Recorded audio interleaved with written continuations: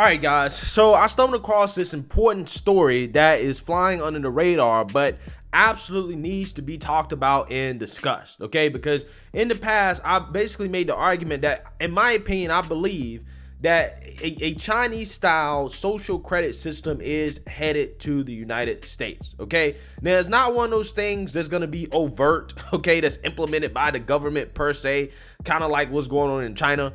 But it's essentially, I would argue that it is going to be systemic and institutionalized and basically enforced by some of the major institutions in this country, right? Mainly corporate America, okay, who has gone woke, right? And basically, what that means is that if you don't exhibit the proper behaviors, then you will be shut off from certain levels of society, okay? For example, if you don't get vaccinated, right, then, hey, you can't eat at certain restaurants. You can't participate in certain aspects of society. We're already seeing that. But one of the most scarier parts about what is happening is that this is also happening when it comes to political beliefs, right? So if you believe the wrong things politically, aka you're a conservative, then hey, you may be cut off from certain areas of society. There may be certain goods and services that you don't get access to, right? We saw this when it came to Trump, right? After January 6th, we saw that some of the banks moved to try to cut off Trump from getting access to capital, right?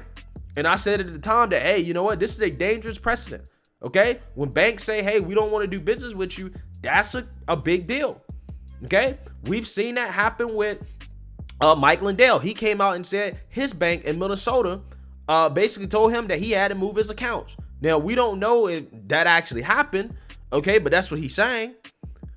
There was another conservative commentator that came out and said that a bank in Canada denied him a mortgage loan for his business because of his political beliefs. There's been other conservatives that have come out and said, hey, I've been denied certain services because of my political beliefs. Now, some people believe that, hey, this is too far to be true, right? This is too out there to be true. But I'm telling you, this is something that is happening that people got to understand. If you believe the wrong things, right, or if you align on the wrong side politically, these companies will decide, hey, we don't want to do business with you, making it so that you can't have access to certain goods and services. And this story right here is another example of that, okay? As Airbnb has confirmed that they have banned conservative commentator Michelle Malkin, okay? Now, if you guys don't know who Michelle Malkin is, you know, she's like an Asian conservative commentator. I think she's actually at Newsmax right now, okay? And, you know, she's associated with some groups that are deemed to be, you know, far right, okay? Like Nick Fuentes and, you know, the America First movement and all that stuff, okay? So she's associated with some groups that have basically been pushed to the far edges of society, okay? And because of that, you know, there's efforts to ostracize her from society, okay? So let's read about this and what's going on with Airbnb here, because I think that this is a very, very slippery slope and a dangerous precedent that Airbnb and some of these woke companies are setting. Airbnb has banned Michelle Malkin, blocking the right-wing political commentator from booking reservations on its platform, the company confirmed last week. Malkin, who has aligned herself in recent months with Nick Fuentes' America First movement, said on Twitter Wednesday that she and her husband have been banned from staying at Airbnb locations. The vacation rental company deleted Malcolm's account because of her participation in the 2021 American Renaissance Conference, according to an email Malkin posted online. Okay, so if you guys don't know who Nick Fuentes is, he's a guy that, you know, is categorized as a white supremacist. Okay, that's what they say. Okay, and you know, he has said some things that are reprehensible, right? He has said some things that should be condemned, and he's one of these guys that have essentially been pushed off into the far reaches of society. He's been Alex Jones. Okay, he's been Alex Jones, right? Now, this lady has, you know, aligned herself, you know, with his movement, right, and whatnot. And again, because of that, because of her political opinions, Airbnb has decided that, hey, you know what? You don't deserve a place to stay at night, okay? So let's read a little bit more here. It has come to our attention that you were a keynote speaker for the 2021 American Renaissance Conference earlier this month in Tennessee. The email said Airbnb's community policies prohibit people who are members of or actively associated with known hate groups. Due to your promotion and participation in a known white nationalist and white supremacist conference, we have determined that we will remove your account from Airbnb. This is consistent with action we've taken to ban people associated with this conference in past years. The platform confirmed Malkin's ban in a statement to the Daily Beast on Wednesday. Consistent with our policies, we have become aware of users who are members of or actively affiliated with hate groups. We removed them from Airbnb, spokesman Ben Bright said. All right, so again, Airbnb is just coming out and saying, yeah, we banned this person because she has the wrong opinions. She has opinions that we don't agree with. Therefore, we're going to ban her. And also, you know, she's basically a white supremacist and a white nationalist, which again, I find to be interesting because she's an Asian woman. And again, I find it fascinating to understand how is an Asian woman a white nationalist / white supremacist. Okay, you can say she's associated with those people, but how is she a white supremacist if she's not white? But then again, they call black conservatives like Clarence Thomas white supremacists, right? People like Candace Owens, black white supremacists. That's what they do. So again, it would be fascinating for me to learn, you know, how in the world, you know, is she a white supremacist being an Asian woman? But regardless, the point of this video is that, you know, even if she's associated with these movements, you can condemn these movements, right? As I think, you know, you should condemn this stuff.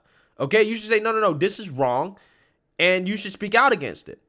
But is it really the role of Airbnb as a private company to come out here and say, no, we're not going to let you use our platform, which is a platform used to find a place to stay at night? Is it their role to come out here and say, no, you can't use our platform just because you participated in a conference that has opinions that we don't like? That to me seems to be a little bit too much, right? Especially considering how Airbnb, for the most part, doesn't even own the homes that are on the platform, right?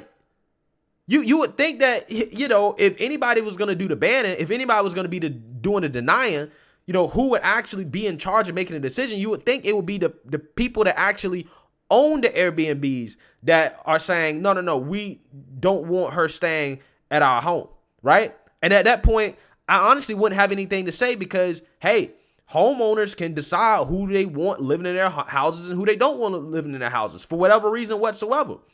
They own the house. But Airbnb doesn't even own these homes, right? Now, they own the platform, but they don't own the homes. And that's not even going as far as to say that companies don't have the right to decide who they want to let use their platform. I'm not even saying that. But we shouldn't be encouraging them to discriminate against people based off their political beliefs. We shouldn't be encouraging that. We should be condemning companies that do that, okay? They can do it. I'm not for the government coming in and saying, no, you can't do it. But I'm for society saying, no, you shouldn't do it. Okay? That's what I'm for. So essentially what they're saying is that, no, your opinions are so wrong that you don't deserve a place to sleep at night when you're out of town. Therefore, we're going to ban you. And they announced this publicly, confirmed it publicly, which means that there's a likely chance that, who knows, maybe some other big hotel chains like the Hilton or whatever, they may see this and pick up on this and say, hey, you know what? We're going to ban her as well, too. She can't stay at our hotels. Okay? Next thing you know, she's relegated to staying at Motel 6. Who knows? They might ban her, too. Right? Say, you can't even stay here at a cheap motel. So now all of a sudden, you are banning people from having a place to stay, okay, simply over their political beliefs. Again, you can condemn their political beliefs and say, no, what you believe is wrong. I disagree with what you believe. But again, is it the role of a private company to basically try to play thought police? I don't think so. And I think it is a bad precedent for all these companies to go woke and political, where they decide, oh, no, because of our politics, we're going to decide who we want to do business with, who we don't want to do business with. We're going to just discriminate against people based off politics. And that's a dangerous and slippery slope. And some people may say, oh, no, well, her beliefs are reprehensible. We shouldn't be supporting this. Well, that doesn't mean that you're supporting it just because you're allowing her to use your platform. That doesn't mean that you support what she's saying. But again, if you're going to ban her, how far is this going to go? Because there are people in this country that believe that conservatives in general, even if you are just center right, they believe that no, just being center right is reprehensible. So should people that are right of center, should they be banned as well too? I mean, look at Joe Rogan. Look what's happening to Joe Rogan. I've been talking about this for the longest time. Dude simply comes out here and says, you know, his opinion. Dude is basically moderate. I mean, I would argue that he's a liberal. Dude supported Bernie Sanders. That's not enough. The left still wanted to ban him. The left is saying this dude is a far-right white supremacist. He's a racist. Again, if it's okay for this stuff to happen to her, how far can this go? That's what you have to ask yourself. Who else would they do this to? And I think that's why people like Lauren Ingram, who does not have as extreme views as Michelle Malkin, is coming out here and say, yeah, we're going to boycott Airbnb over this. Because at the end of the day, she realizes that, hey, her views are seen as reprehensible, even though, again, her views are not extreme. Her views are seen as reprehensible by certain segments of society just because she's conservative. So she knows how far this can go. At some point, they can come for her and say, no, you can't even stay in an Airbnb, right? So, you know, like I said, man, at the end of the day, you know, look, I get it. People don't agree with their views. I understand that. You can condemn those views and not agree with those views and say, hey, that's wrong, without actually banning people from participating in certain aspects of society, banning people from having a place to stay at night.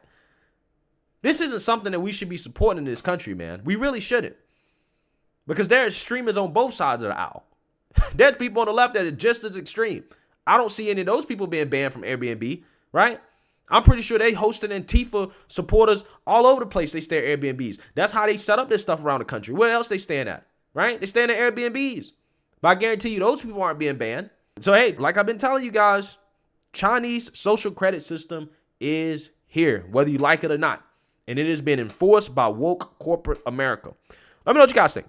Make sure you like, comment, and subscribe. Most importantly, share a Black conservative perspective. Peace.